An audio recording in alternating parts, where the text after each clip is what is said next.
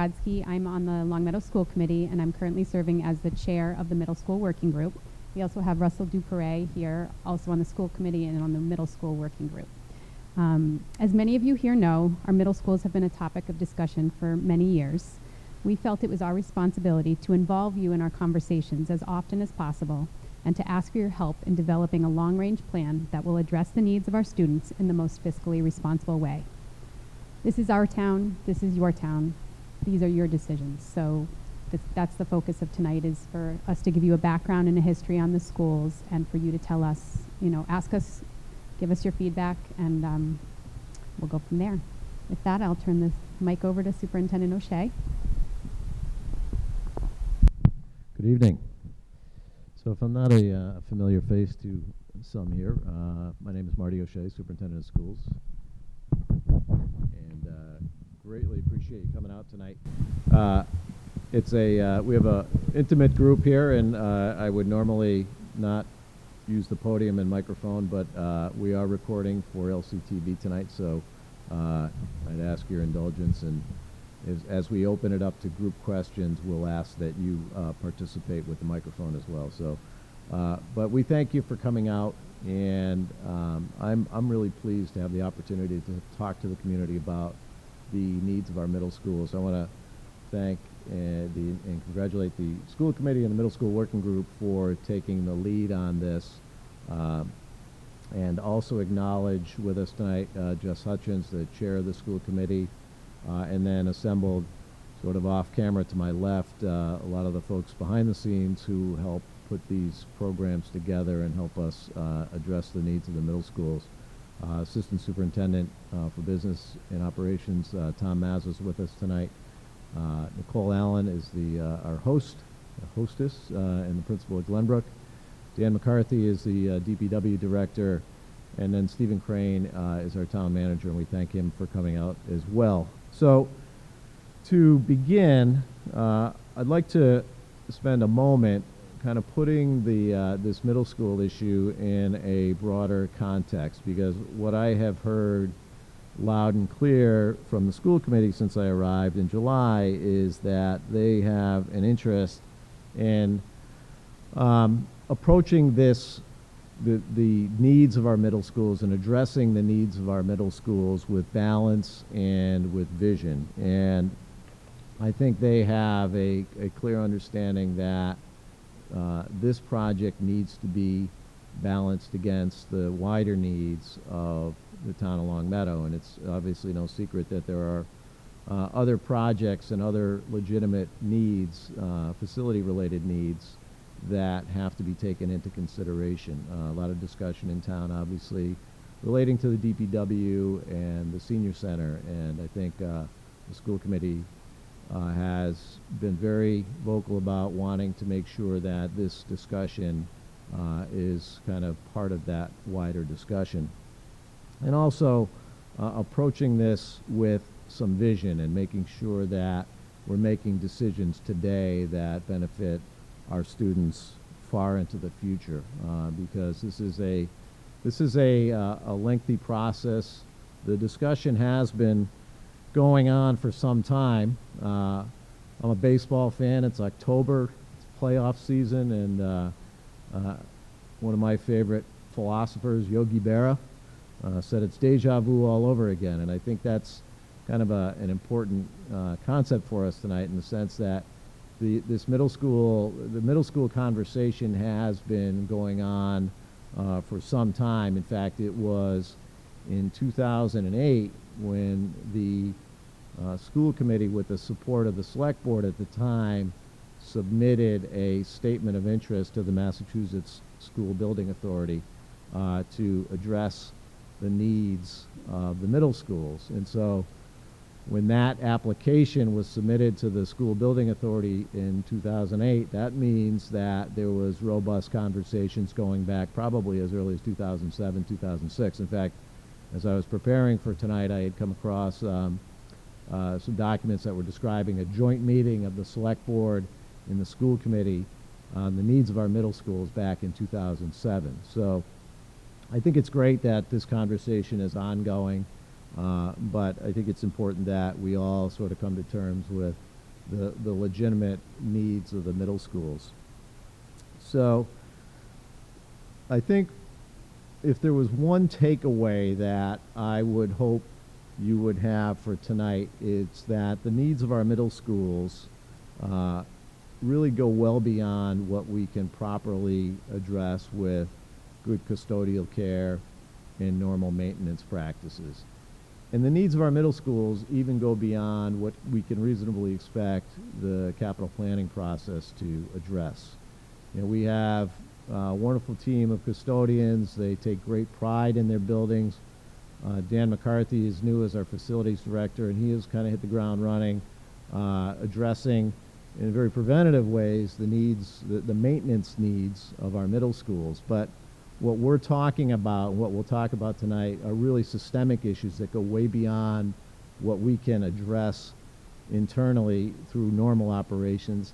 And really the needs go beyond what we could, again, reasonably expect capital planning to address as well. These are significant needs. So that's sort of what I hope would be the one takeaway, that we understand collectively that, you know, something has to be done. I think to do nothing it would probably be, it would be a mistake, not only for our kids today, but for our kids down the road. So I'll try not to read from the slides that are in front of you, but I just do want to hit on the needs of each building. Glenbrook building we're in 1967, 95,000 square feet, sits on 21 acres.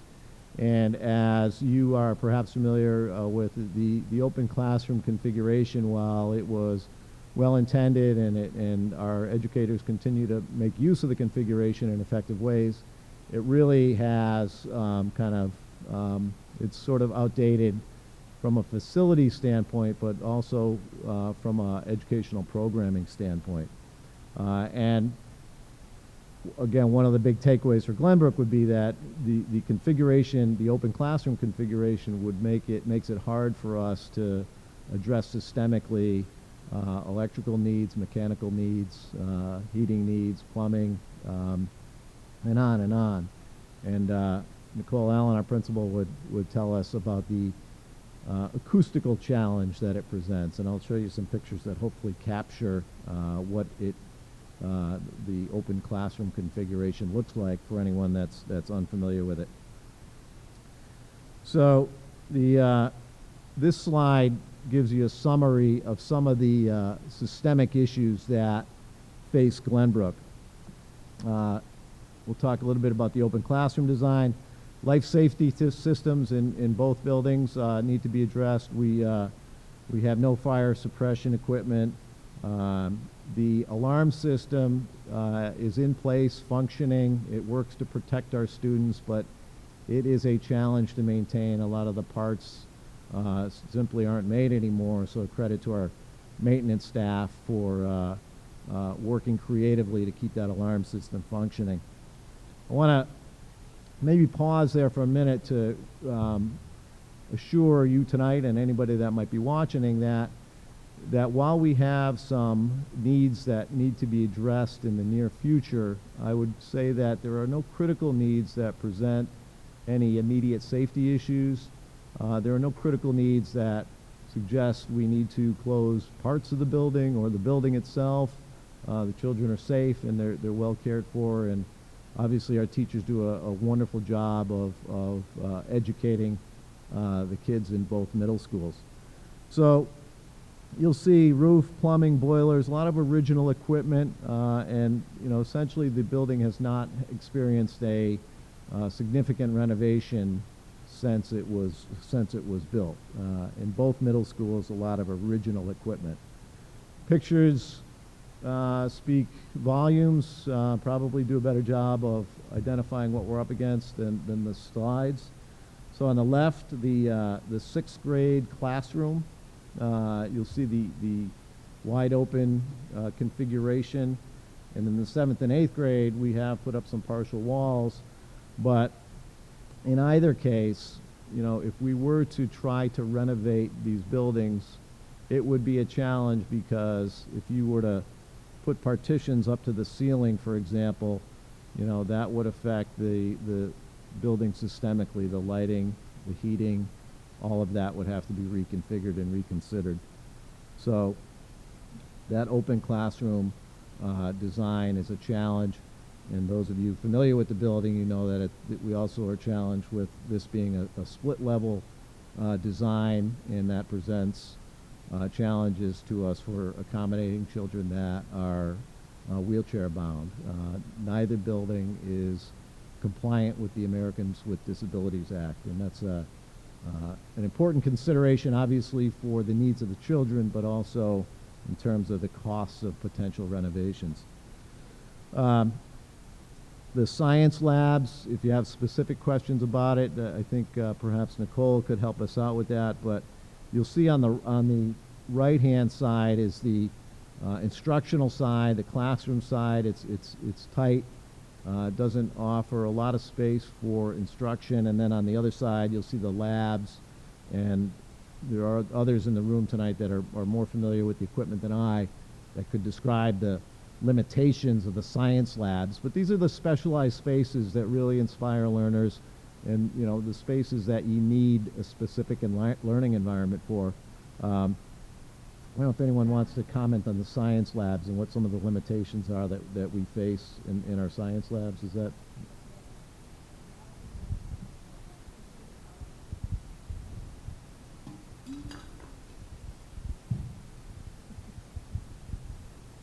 In the left picture, the outlets that you see underneath on the side of the table are the only outlets in that classroom, except for a small one right by the teacher's desk.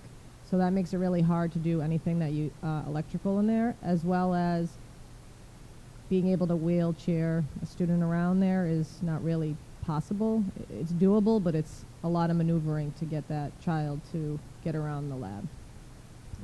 They're really undersized when you think about what a modern science lab should look like for students nowadays. Yeah.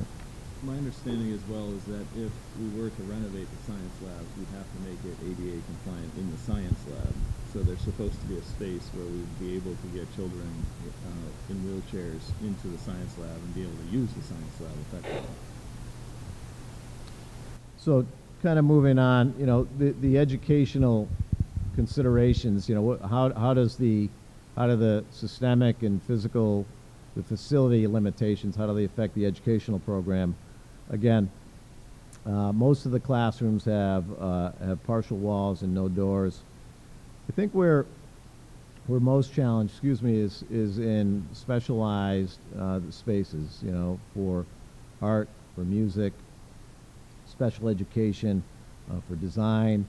One of the neat things happening here at Glenbrook this year is that Mrs. Allen has put together a Makerspace, which kind of incorporates design principles, art, engineering, math, science in ways that kids can build and be creative. And we know that if we had proper spaces to allow kids to work, then I think we would even see greater results. Many of you know that I left the district in 2005, and I just came back in July. And what has been interesting to me has been to see the results that our teachers and students have achieved with the investments that we've made in technology. The last 10 years have been transformative for Longmeadow Public Schools. And if we know anything, we know that our teachers and our students really reach new heights when they're given the facilities and the equipment that can produce great learning. So that's been interesting to see how the district has evolved in the last 10 years. Natural lighting is a challenge. There's certainly plenty of research out there nowadays that shows the linkage between natural lighting and learning. The library here at Glenbrook is in the middle of the school. Got a great librarian. He's doing great work in there, but it's really not a 21st century information resource. And then planning and conference space are a challenge in both buildings as well. I do want to make note of some of the investments that have happened in recent years at Glenbrook. In the middle of the 2000s, the town made a significant investment in security to enhance security in our schools, and so that meant in some cases new windows, new doors, new alarm systems, and so Glenbrook benefited from that. There's been an ongoing carpet replacement program that's occurred over many years, locker replacement, boiler piping. I think we're at a stage now where it seems that we're at this crossroads with the needs of these buildings, and I think we are addressing, safety issues. We're addressing the issues that we need to keep the building operational. But I think if you can kind of see that while there were great investments in the early 2000s, it's kind of slowed down for understandable reasons in recent years. Phone system technology and the lighting systems have also been updated, but not the lighting fixtures. There was a report that, to the town's credit, back in 2008, the town did a town-wide facility study, and it was put together by JCJ Architects out of Hartford, I believe. And they did a comprehensive study of all the town buildings. The Select Board invited them back in 2015 to do an update on Glenbrook and Williams. And so I'll be referring to that report, but the JCJ report identified projects that should be addressed in the near term. I wouldn't say immediate, because we're not talking critical life safety issues or anything like that, but we're talking about issues that need to be addressed in the near term. And the list behind me gives you some sense of that. I wouldn't even say that this is comprehensive.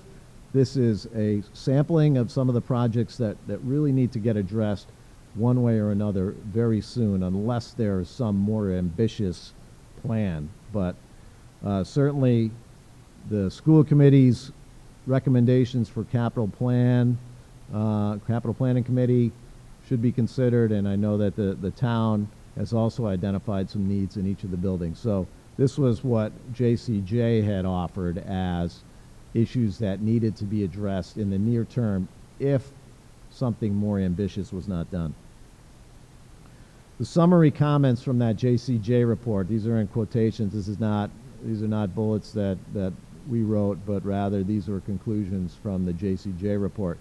And it's simply, the conclusion was the facility has reached the end of its useful life. And that is true from a facility perspective and from an educational programming perspective. So I think those are powerful comments, and they really need to be thoughtfully considered. On to Williams. Williams is older. Most would say it's in a more deteriorated state. It was built in 1959. It also has not experienced a renovation. You'll notice from the JCJ report they indicated that all major infrastructure systems have exceeded their life expectancy. So again, you get systemic issues that need to be addressed. This is not about regular maintenance. This is not about what we could expect from a capital plan. These are systemic issues that need to be addressed more globally. Some of the issues we're facing at Williams, the list should look familiar. It looks similar to the Glenbrook list, but you'll see the lack of ADA compliance, the concerns we have about life safety systems, and all the original systems, plumbing, electrical. The electrical panels in both buildings are way undersized. And as we look to expand programming and as we look to add technology, frankly, as we've even been kicking around, could we address the air conditioning situation, the lack of air conditioning situation here at Glenbrook? And one of the challenges is that the electrical panel is maxed out, and as we add equipment, whether it's air conditioning or computers, we're challenged. So original and undersized for what we really need. The roof has been identified for replacement here at Williams. It goes back to 1994. The boilers have been updated, but again, a lot of the mechanicals that come off the boiler are in disrepair. Dan McCarthy could tell us stories about their efforts to manage the valves in all of our buildings, frankly, because You can have wonderful brand new boilers, but if the valves and the piping that aren't servicing it, it compromises your efforts to heat the building. And Dan, these are single zone, both buildings, both Glenbrook and Williams, single zone. So we can't control, we can't zone the heating. It creates some inefficiency and creates a lot of imbalance when you're trying to create consistent temperatures for staff and students. Williams has the benefit of having some window-based air conditioning units. They're wonderful. We appreciate having them. But again, not the most efficient way to cool a building. So the educational concerns. On the left, I think this picture speaks volumes. You'll see a picture of a music classroom at Williams. Doesn't really look like a music classroom, does it? In terms of the acoustics, the lighting, the furniture, the equipment. We've got incredible young musicians here in Longmeadow. We've got wonderful staff to lead them and a very supportive community, and so certainly it would be great if our facilities matched those other factors. The lockers have been identified for replacement at Williams. If you have a son or daughter that goes to Williams, perhaps you've heard some of their concerns. And then again, the specialized spaces, and I'm using the science labs as sort of illustrative of this, but the specialized spaces are very challenging for us. The lab space is undersized, and the utility drops, power, network, gas, water, they're really not what you would expect in a lab setting.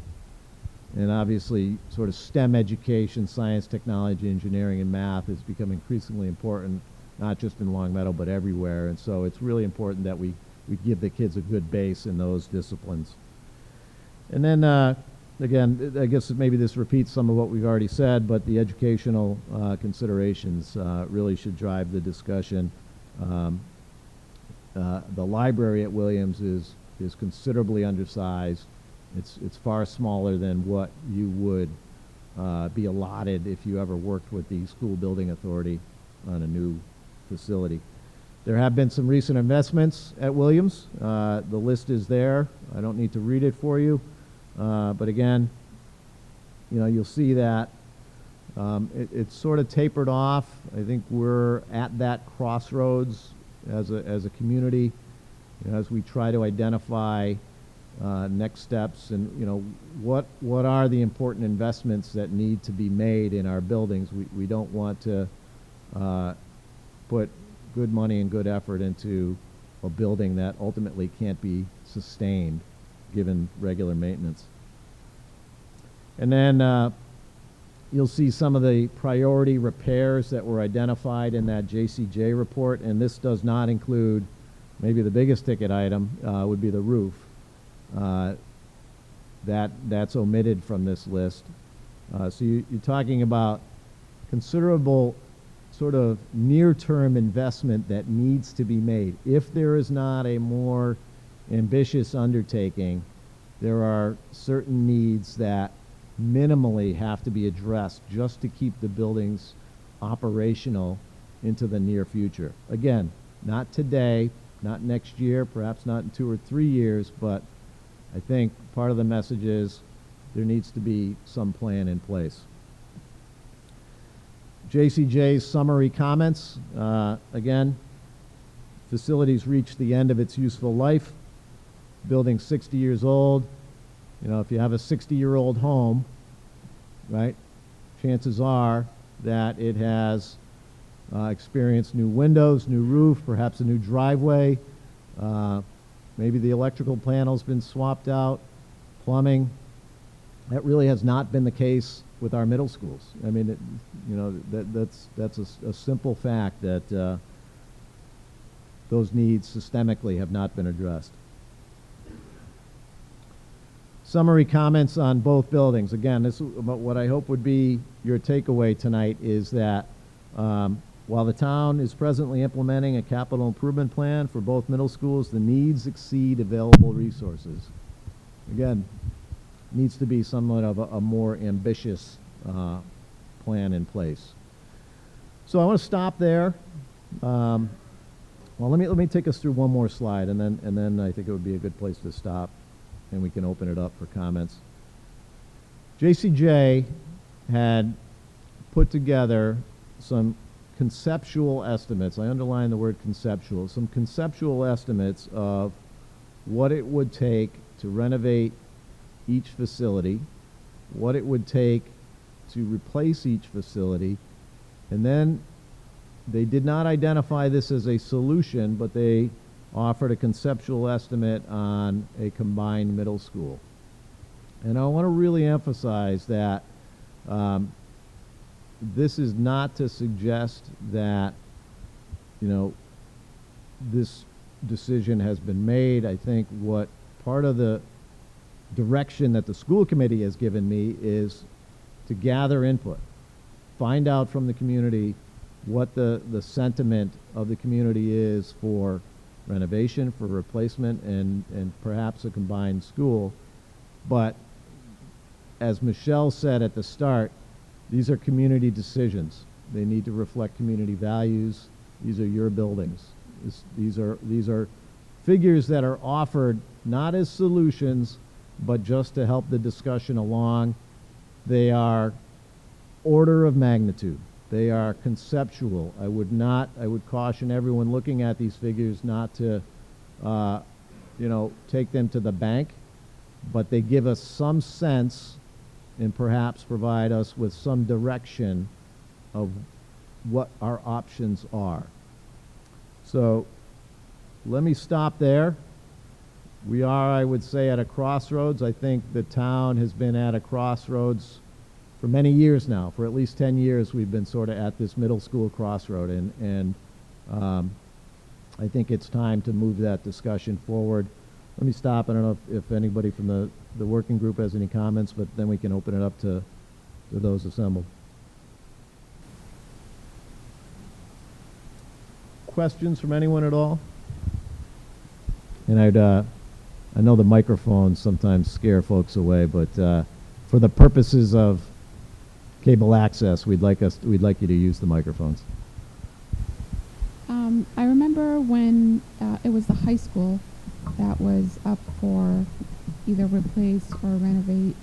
One of the things was the state was able to provide part of the cost. And I wonder if that is the case here, or if this is just coming from taxpayers, or like where is the money coming from? So that is a great segue, and I can take us through some of our options, give you some information about working with the state on the facility needs. All right, let me walk through that, and we can come back to any part of this. So you'll recall that the town of Long Meadow benefited, I would say, from a partnership with the Massachusetts School Building Authority. Roughly 50 cents on the dollar came from a grant received from the School Building Authority. And so the School Building Authority works with districts to identify solutions. And I have said in the past that, when you put in an application for a grant to the School Building Authority, you don't go in saying, there's no box that you check saying we want a new building, we want a replaced building, we want a repaired building, what you go in with is simply a statement of your problem. You identify, you hopefully convince the MSBA that you have a facility-related problem, and then you begin to work with them to identify the best solution from a cost-effectiveness perspective, and then the best solution from an educational programming perspective. So certainly this is an option that is open to the community. I think even if you were pursuing renovations to the two buildings, you would want to consider working with the MSBA. And that is something, again, part of the direction of the school committee has been to kind of assess the sentiment of the town for a collaboration with the MSBA. So what does that look like?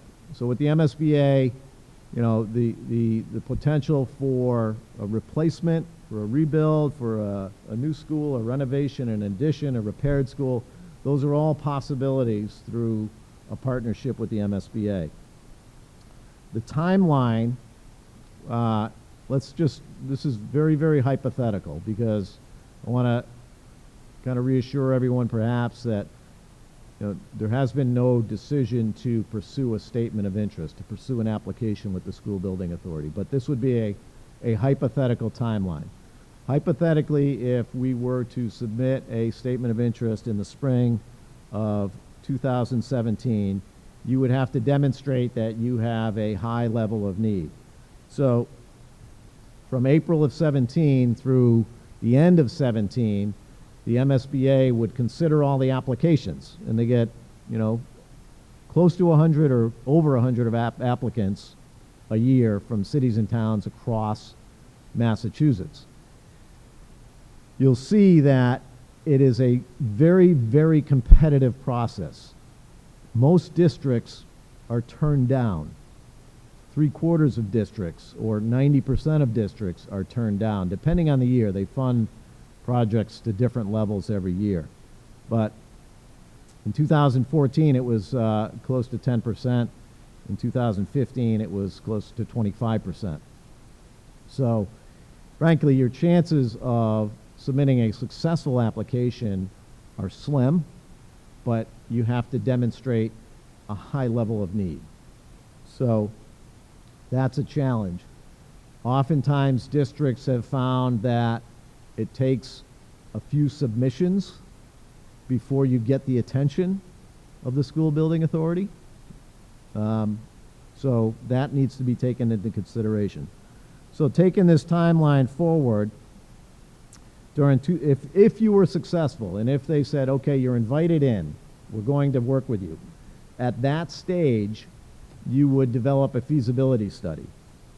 And so there's a few checkpoints along the journey here where approval is needed. So number one, at the very beginning, to back up, the select board and the school committee have to jointly sign off on a statement of interest.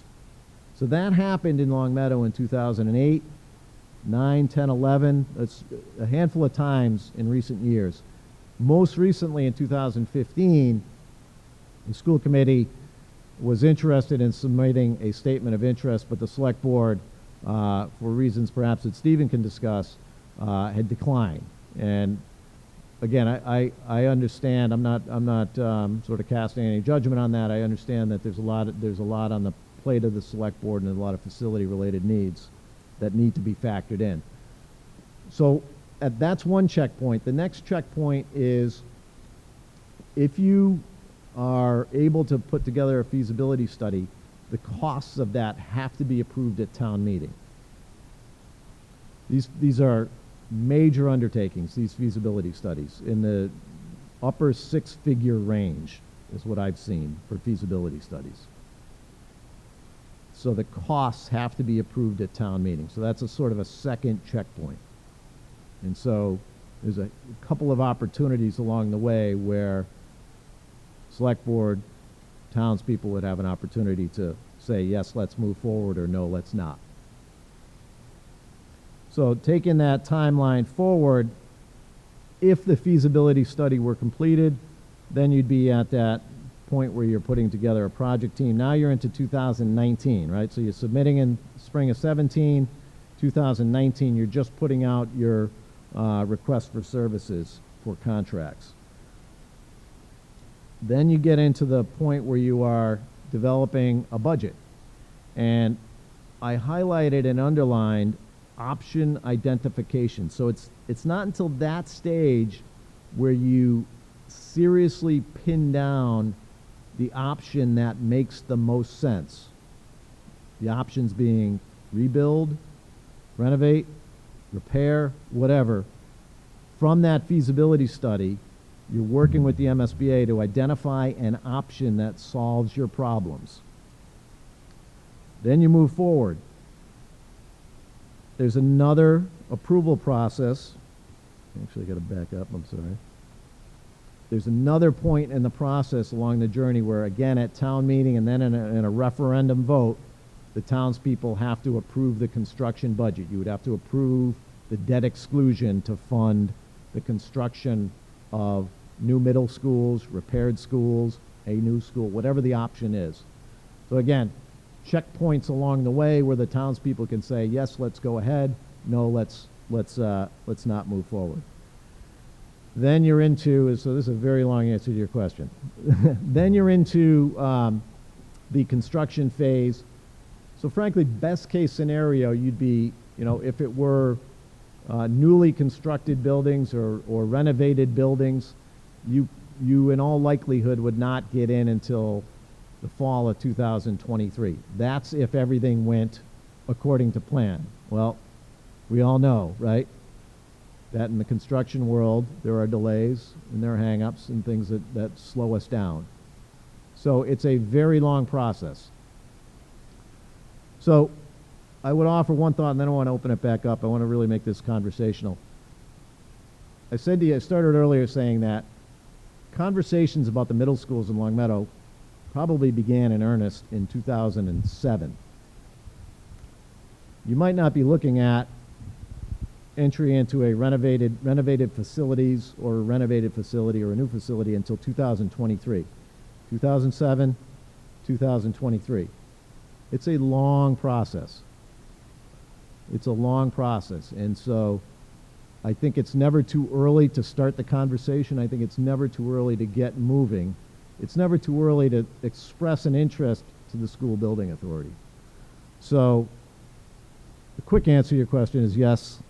A partnership with the MSBA is a definite possibility and something that school committee is seriously considering. No decisions have been made on that, though. Thoughts, questions, comments, anything?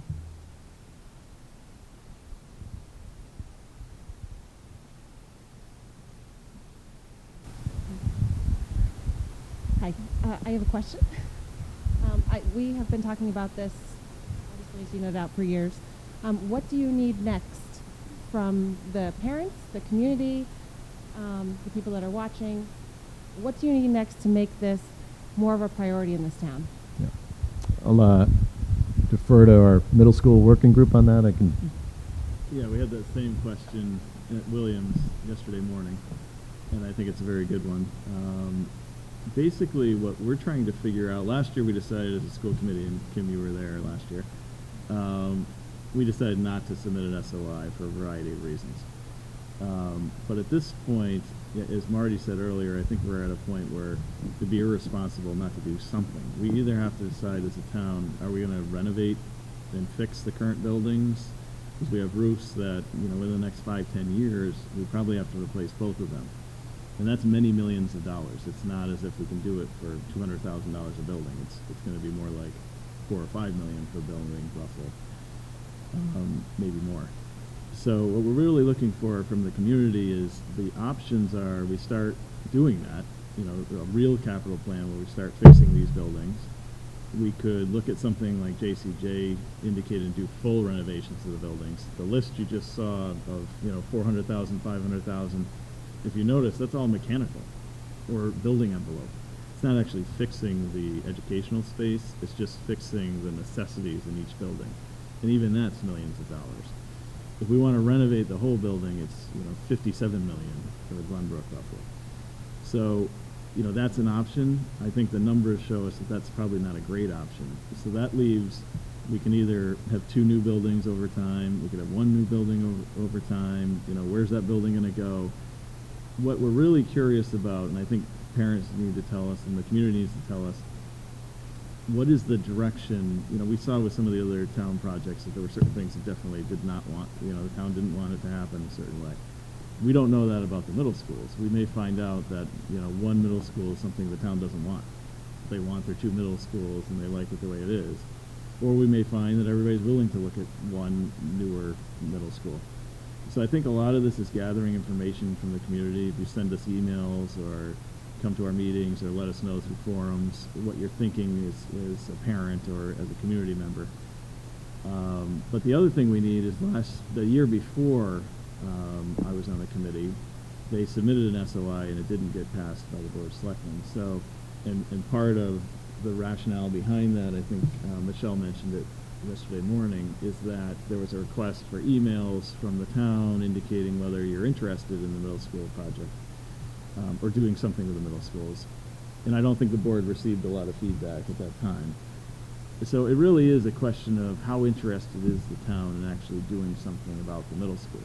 I mean, my own opinion is we're going to spend a lot of money on these two buildings and just, essentially Band-Aid for now, and it could cost us millions of dollars just to Band-Aid the buildings.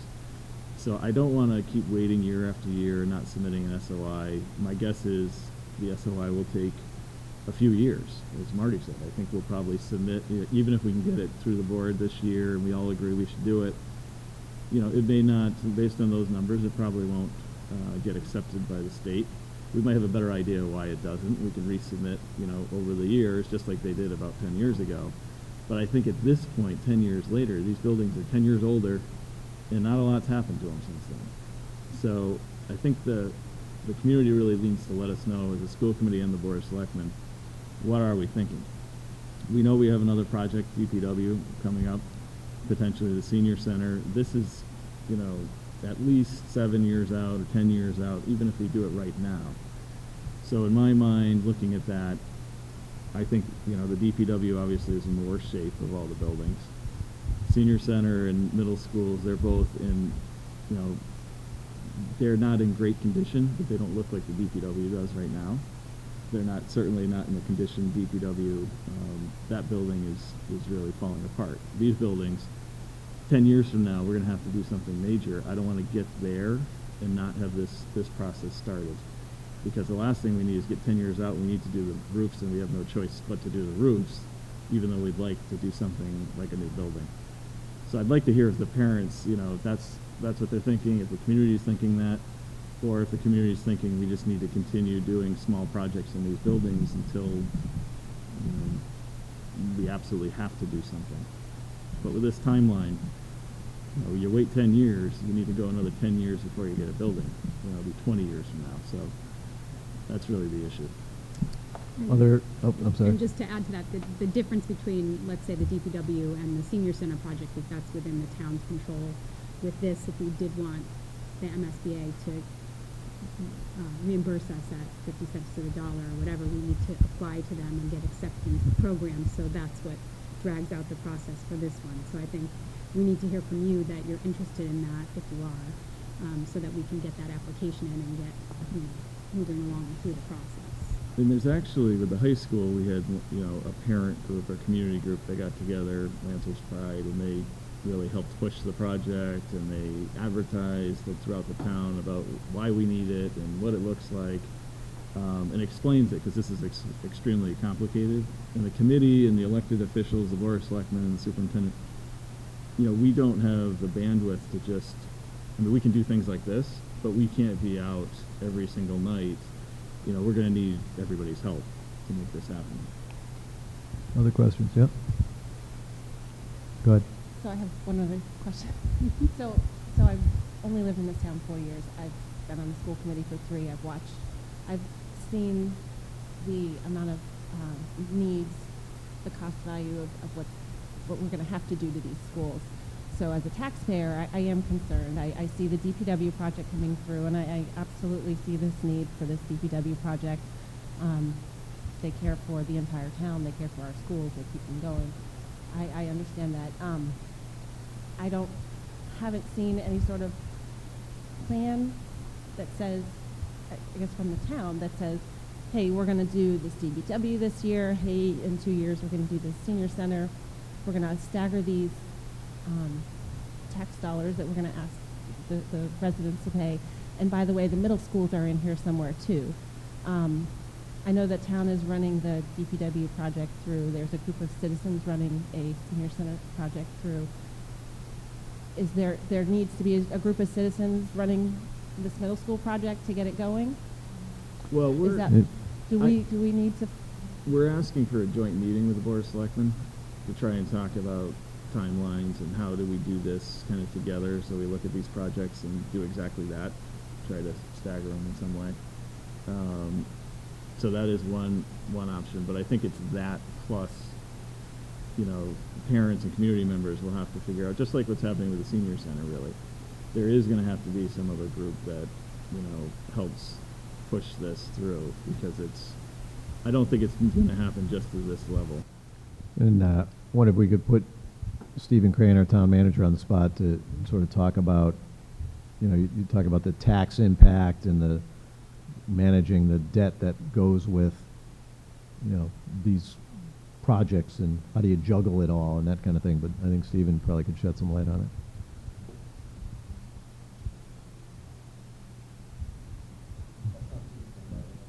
it.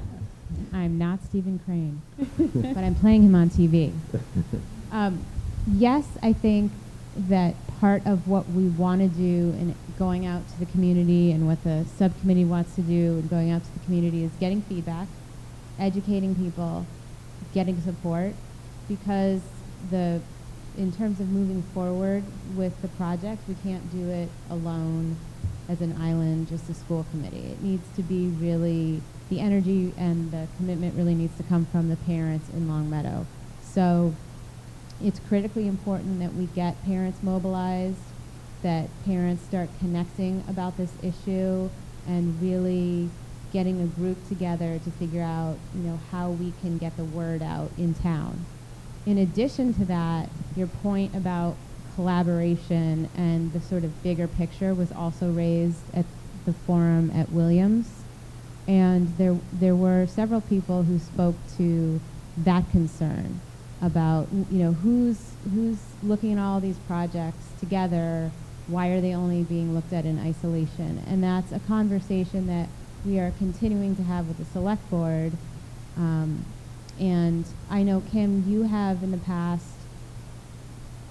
proposed having a townwide building committee. And I didn't know if you wanted to say anything about that tonight. I don't want to put you on the spot, but I think, you know, that's something that we're still discussing, and something that I think at least the school committee for sure thinks would be beneficial. So it's both.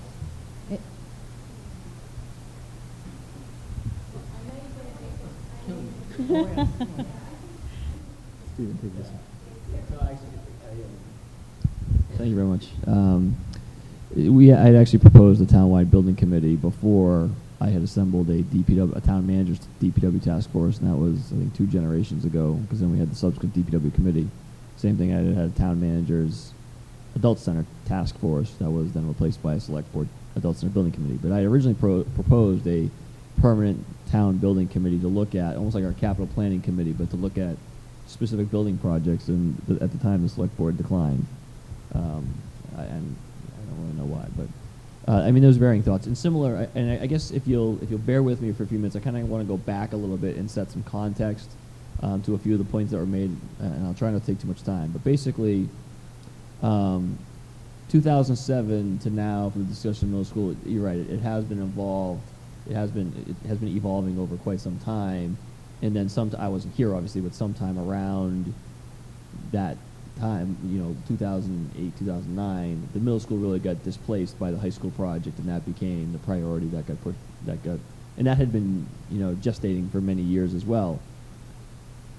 Instead of 2007, you conceive of like 1983, when the DPW facility started to be studied for replacement. And here we are in 2016, and it's still not done. That gives you a sense of how long the town has been really trying to do that. And at every successive phase, or at every kind of interval, the DPW has always been displaced by the elementary school projects, construction of something new, whatever you want to. Another major project has always pushed it out of the way, and now you have a facility that it really is, and I mean literally falling apart. And really can barely meet the needs of the community today, and certainly cannot in even the immediate future. And so the select board is really unified and singularly focused on the DPW as the #1 building project priority for the town. And that is one of the factors that led to them not agreeing to submit the SOI 2 years ago. I mean, I think there wasn't just one issue.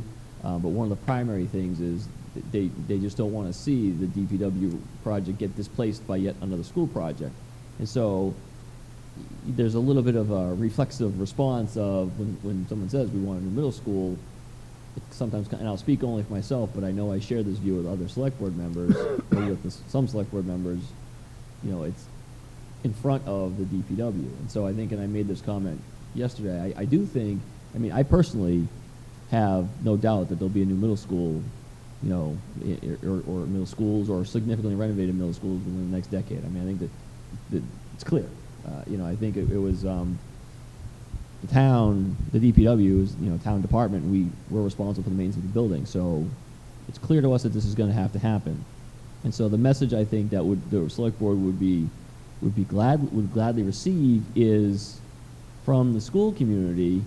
Let's get the DPW done so we can move on to the middle school, which is different from we want a new middle school. And I think if there's broad community consensus that the DPW is the number one priority, and we are planning to bring it to the annual town meeting for a debt exclusion vote that would go on in the June election. So this is now, like, next spring, we're hoping to get the funding in place for construction of a new facility. We had a committee who recommended a site. It's the Grand Meadows Tennis Club on Dwight Road. So we're in design right now, so all the pieces are falling into place to get that going next spring. And I honestly believe, and I'll speak for myself here, a new middle school effort for me is the next one. It's the next one up. And I know there is a senior center being discussed. They're two very different projects. The length of time you need to plan a middle school, simply because the expense is far greater. A senior center project is a much smaller project, and quite honestly, it's a much newer project. It's only really been discussed since I got here, and that was 3 years ago. So I think just to put the three things in perspective, and to answer Kim's specific point, we are working out. In fact, Paul Pasurgic just created the debt spreadsheet today, so we could start plugging numbers depending on project costs and look at how that amortizes out 30 years. So we do look at all three projects kind of in the same realm, but they're three very different needs. They're three very different types of projects. They're three different stages of development. So to kind of say we're going to put them all on one line and look at them equally really doesn't do justice to any of them. They really have to be looked at in distinctive ways because they are all distinct. But we are, communities borrow long-term debt to do stuff because they can't afford to pay for it out of their annual budget. That's what all communities do, and Long Meadow is no different. We've been doing it for decades. What that means is every so often, large amounts of debt come off the books, like the elementary school renovations that were done. I think we're a couple of years away from that debt coming off the books. And the ideal is to have debt ready, lined up for the year after, so your debt service payments aren't going like this. It's a consistent level of debt, and that's something that the town has practiced for many years, is why we have a very high bond rating and we get favorable interest rates on our borrowing. In terms of what is our capacity for borrowing, the political capacity to borrow is far less than the actual technical ceiling on our borrowing. Under the state formulas, we can borrow obscene amounts of money. We never would. Town meeting would never allow us to do that, and that's a smart decision by town meeting. So we do have the capacity to long-term borrow for all three projects at certain intervals. And that's where I think the timing of these things, I think if we lay them out, can really work out well for the three. But in terms of kind of the right here and now, the focus for the town government and the select board really is on moving the DPW forward. But I do think once that project is nailed down, I know I will pivot immediately to saying, all right, well, how do we advance the middle schools? From a financial planning standpoint, from a land use planning standpoint. So I do think this is going to happen. Thank you. Other questions? Yeah, in the middle.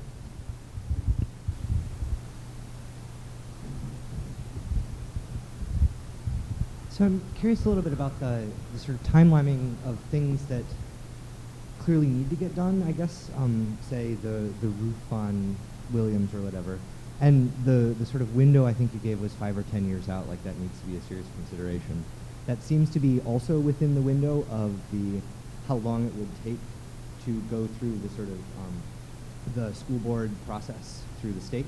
And so I was curious if those have to be parallel planning tracks, or if there is sort of a precipice point at which, like, if one doesn't go through, you have to do the other one, or sort of how do you deal with that sort of competing timeline?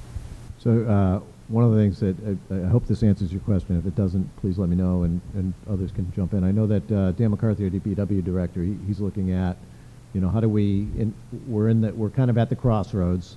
So while we're at this crossroads, is there some regular ongoing maintenance that we can do with the, say, Williams Middle School roof?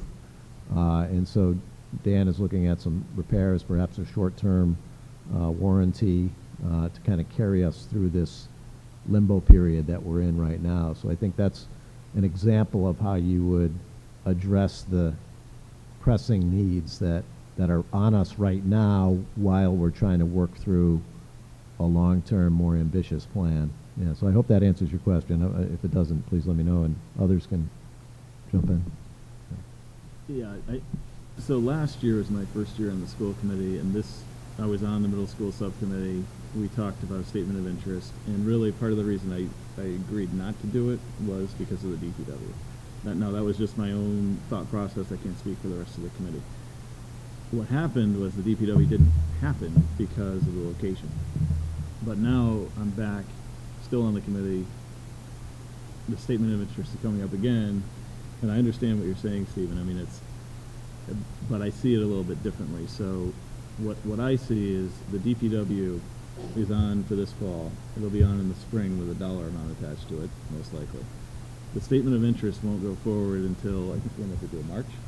April, I think. April, okay. Yeah. So we'll be coming to the board at some time in the middle of the year to say, can you approve this statement of interest? Once that happens, the next step is well beyond when the DPW will be decided. So either it's going to happen in the spring or it's not. I think the location, the town seems much more comfortable with the location. Who knows about the cost will really be the issue. But that'll either be yes or no in the spring. I think that's really apart from the middle school. I would completely agree with you, and if I was really, as a committee member, trying to bypass the DPW, I would have tried to push it last year. I do agree with you personally from a taxpayer point of view. The DPW is it is a priority, and that needs to get done. So my intent isn't to bypass it in any way, and I'll say that many times publicly, but it's not in any way meant to bypass the DPW. It's really, back to your question, I want to get this started because I'm afraid that if we wait, 5 years from now and do the statement of interest, or even a couple more years, I don't want to get to the point where now the state still hasn't approved our plan. We have to go to do both roofs and spend all this money just to fix the mechanical, and it doesn't affect the educational setting at all. And I think that would be a shame, and that's really why I've come to the conclusion that I don't really want to wait another year. I don't think the state's even going to approve it this year, but I want to get it out there to the state so that next year we have a little bit better chance, hopefully, and the year after that. Because at some point with this timeline, I mean, as you're saying, 10 years, even with this timeline, if it gets approved this year, we're talking 8 years out, roughly. So I think I'm on the same page as you in many points, except for the timeline. But Other questions or comments?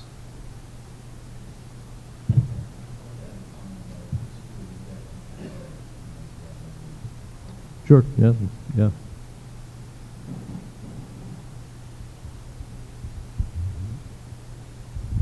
So I forgot to add one point about the bonding and the debt and the overall financial picture. So if you probably heard, or you may haven't, that the Long Meadow has the highest all-in tax rate in the Commonwealth. We're number one. And we don't have the highest tax bills. A lot of that's tied to assessed value. The reason why we have the highest tax rate is because we are just almost entirely built out community of single-family residential homes. So our new growth is very, very low, where some communities, they have developable land or they'll have redevelopment, and so their new growth number is usually pretty healthy, and that goes on top of increasing taxes 2.5% per year. We haven't had new growth in many, many years, so we've taxed 2.5% that you're allowed to go up under the state constitution every single year.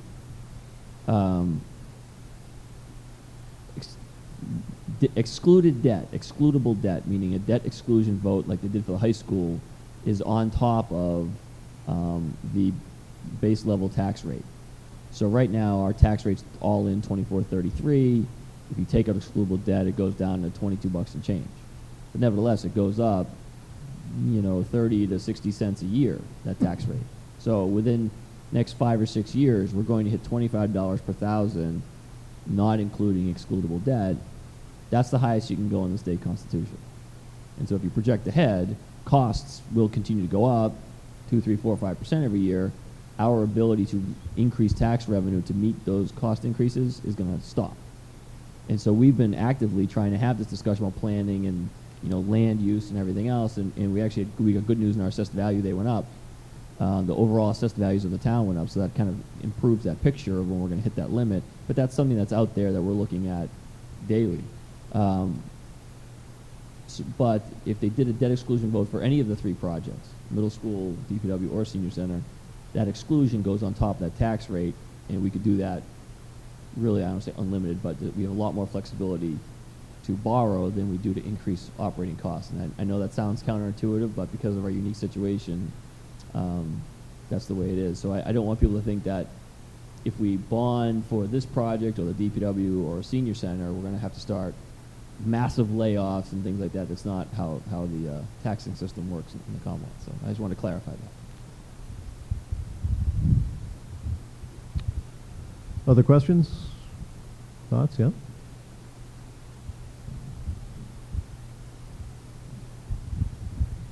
I just wanted to say I can appreciate you wanting buy-in from parents and whatnot, but to me it sounds like it just comes down to a simple thing of dollars and cents.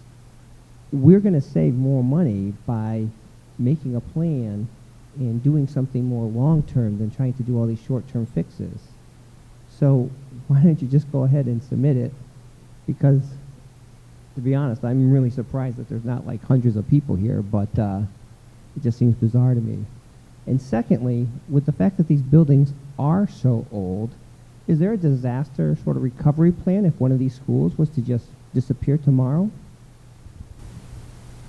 What happened 2 years ago is it got submitted without a lot of support, and the board said no.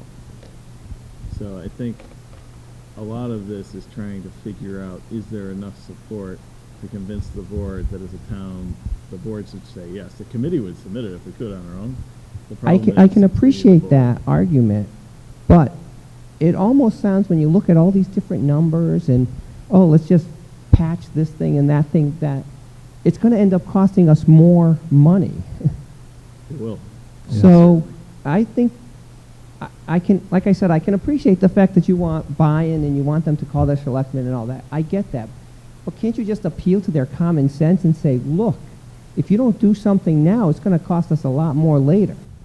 I think there's another factor. Is the MSBA sort of keeps its finger on the pulse of the various communities that they might be working with, and they want to work with communities that have that are unified in support of a particular project. So if they're going to come in and do a feasibility study and send their senior staff to review the buildings and that kind of thing, that they want to make sure that there is an adequate base of support so that they don't get down the road with a community only to find that it doesn't get approved at town meeting. So I think it is, and I think, as Stephen said, sometimes there's misconceptions, I guess, about what the reasons that a project is needed or the tax implications. So I think it's important to kind of at least make sure people are informed. And I think, to the committee's credit, they want to be respectful of the community. They don't want to, they obviously are hopefully reflective of the sentiments of our parents and the wider community. And so I think they're interested in finding out what direction the community wants to go. So I think I think when you really look at it, I agree with you that you could be throwing good money into a bad situation if you continue down the road that we're on. At the local level and the national level, common sense does not necessarily equate to politics. I completely agree, and that's what we will do at the Board of Selectmen meeting, but there's also the politics of it, so we have to have both, I think. Yeah, you're asking a great question, because I think, you don't want to wait for systems to fail, I think the main operational components to heat and light the building, we're in decent shape. Dan, perhaps you can weigh in on that if you want, but you have me thinking, frankly, about, what would we do if we had to close a building or a portion of a building, because certainly communities have found themselves in that position, and we do have to have contingency plans. I agree. And there may be, plans in place that I need to familiarize myself with, but it's a great point, a great question. If, Dan, you want to?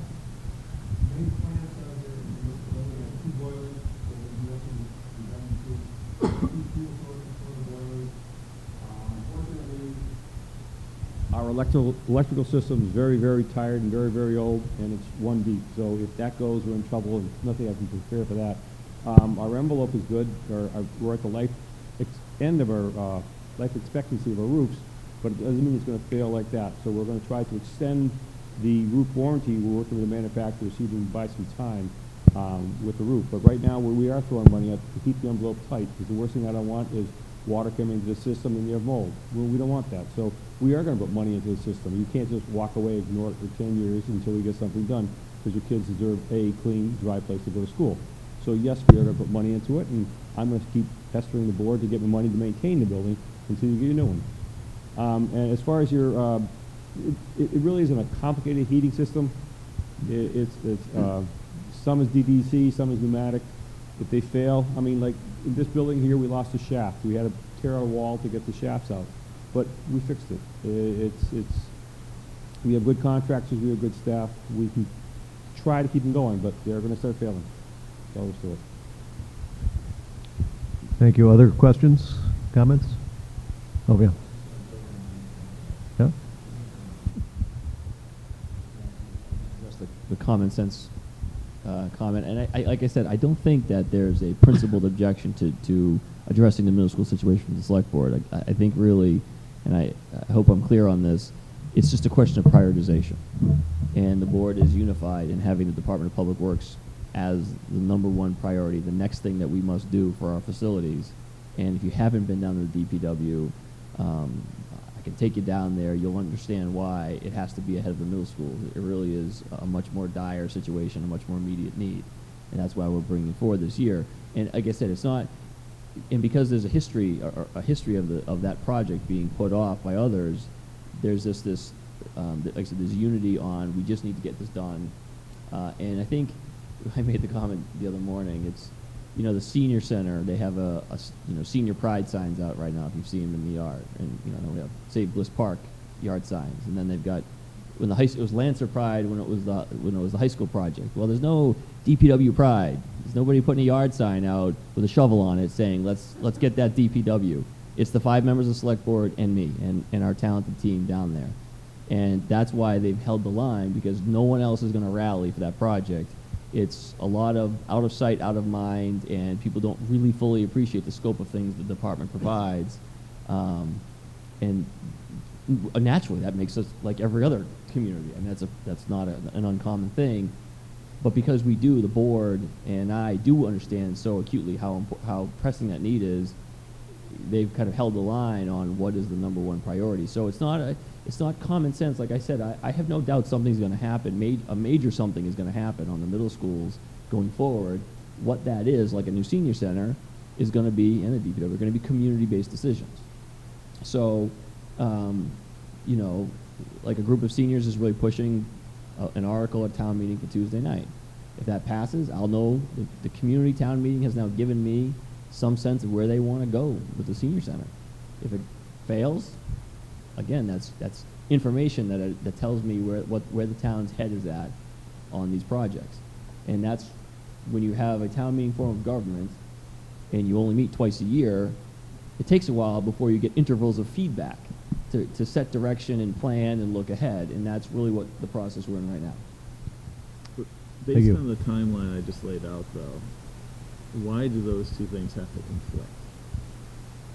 I mean, wanting the DPW to go first is understandable, but based on the timeline we're looking at, it will.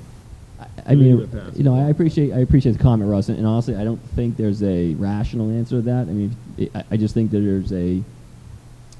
there's a perception, but I guess, like I said when I started at the outset, I think the message the select board really needs to hear is, we support a DPW, let's move forward, and then let's get on with the middle school. And I think that's the message that's going to resonate most strongly with the select board, and will help them really get behind an SOI. And again, I can't speak for them.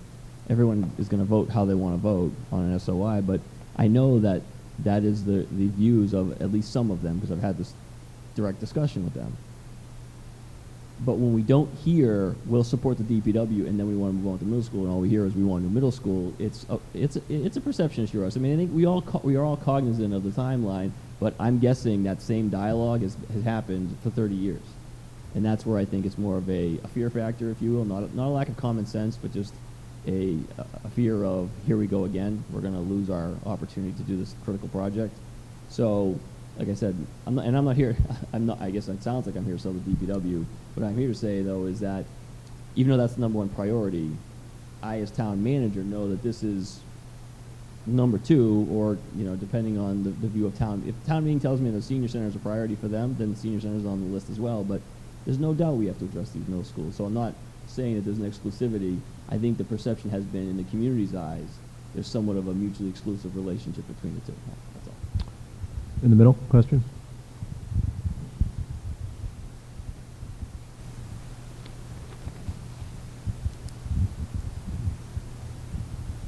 So just piggybacking off of the previous gentleman and both Stephen's comments, and from what Russ had said, you know, with the high school there was Lancer Pride, and the select board needs to hear that there's support, and a town meeting, the community needs to be supportive.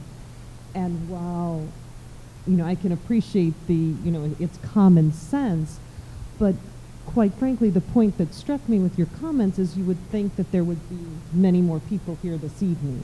You know, there are about 15, 16 people here this evening, I think about the same number, maybe a few more at the daytime meeting that you had. I don't see how a group of parents is just going to band together on their own and form a Lancer Pride group. My understanding is the Lancer Pride group was initiated by the previous school committee and building committee to get the project started. I would think that you would be, if you're wanting community input, and especially from parents, what are you planning on for reaching especially elementary parents, because those are the parents whose children are going to be most affected by these changes. Those of us who have high schoolers or who have middle schoolers currently, you know, absolutely, you know, we've been through it, we're supportive of it, but quite frankly, there's no impetus for us to start a Lancer Pride group or a middle school support group, because we've already been through it. You know, I think that the key that needs to be tapped into are our elementary and younger parents, and what are the plans for addressing or getting those people out and informed to get that support at a town meeting to show the town that we are interested in a new building. So I think our strategy at the moment is, one, we're doing these forums. So we're doing 2 of those. We want a joint meeting with the board. We need to get the SOI through first. So the Lancer Pride idea is, that's not going to happen until after that. The statement, so when I was answering Kim's question, those are all the things we need to do over time. Right now, what we really need is to make sure that the board understands that there is community interest in us getting the statement of interest through this year so that we can start the process. I think once that happens, and if we actually get past that step and we can get to stage 2, that's when we need a community group to actually form, which we would obviously help, but we don't, it really has to be a separate group. We'd help facilitate that group getting organized. But once they're organized, just like Lancer Pride before, I mean, they went out, did their thing, they were very effective with communication with the school committee. I would suspect we'll do the same thing. We've also notified all the the PACs, the PTOs, all the community groups that we could think of. I'm going to the PTO meeting on Friday. I'm hoping that the whole school committee, each one of us that has the different buildings assigned to us, are going to go to those meetings and also explain why the middle school is important. I mean, my daughters won't be going to a new middle school either. I have a 5-year-old that maybe will go there a year based on this timeline, if that. But I think it's important for the town. The same reason I think the DPW is important. It's really, I just look at the town as a whole, what's important for our town. The middle school is important for our town. My family it's not going to have virtually any effect on, but I think it's important for our town to have it because ultimately we need, as Stephen said, the debt service needs to be relatively level. We need to plan out these projects. And hopefully we can meet with the board and talk about that more because this process is tough. And I think you're right, Janet, that this is really, we need to really think forward what we need. But right now, I think all we really need is enough support that we can get through the statement of interest hurdle. Right, and I think maybe I wasn't clear enough. I know the support group is later on, but I think, just from the showing of these two forums, it's 40 people. It's not enough to get word out to show community support. Even the number of parents who attend PTO, PTA, PAC meetings, I know from attending those, you have a handful here and there. So I'm thinking that in order to be successful with getting community support to show, whether it be at a town meeting or at the school committee meeting or at the select board meeting, you're going to need more than 40, 50 voices. And that's what I would be asking is, what is the plan, or are you developing a plan for that now? So, thank you. We, at the last forum, we started a list of names and emails, and that's, I think, the beginning that Lancer Pride group. As people leave today, I have lists for your names and your emails. And I think already, actually, I saw 1 or 2 emails going around from the last forum. So I think as we get people here, they'll reach out to their contacts, which is, I hope, people here will do.